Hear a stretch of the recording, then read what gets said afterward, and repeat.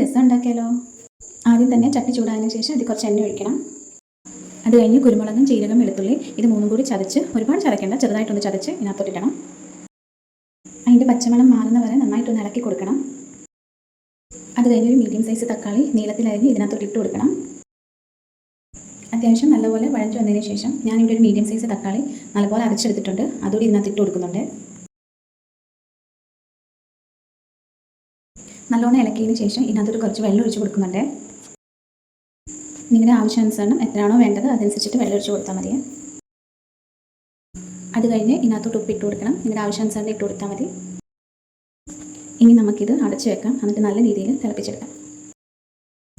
ഇത് തുറന്നപ്പോഴേക്ക് നല്ല മണം വരുന്നുണ്ട്. നല്ല രീതിയിൽ തിളപ്പിച്ചെടുത്തതിന് ശേഷം അതിനകത്തോട്ട് നമുക്ക് പുളിവെള്ളം ഒഴിച്ച് കൊടുക്കാം. എല്ലാം കൂടി ഇളക്കിയതിന് ശേഷം കുറച്ച് നേരത്തേക്ക് നമുക്കിതൊന്ന് അടച്ച് വെക്കാം. അപ്പോഴേക്കും നമുക്ക് ഒരടുപ്പിൽ കടുക് താളിച്ചെടുക്കാം. ആദ്യം തന്നെ നമുക്ക് കുറച്ച് എണ്ണ ഒഴിച്ച് കൊടുക്കാം. എണ്ണ ചൂടായതിന് ശേഷം കുറച്ച് കടുക് ഇട്ട് കൊടുക്കാം. കടുക് നല്ലപോലെ പൊട്ടിയതിന് ശേഷം കുറച്ച് കൊച്ചുള്ളി, വറ്റൽമുളക്, കരിവേപ്പിലയും കൂടി ഇട്ട് നല്ല രീതിയിൽ ഇളക്കി കൊടുക്കണം.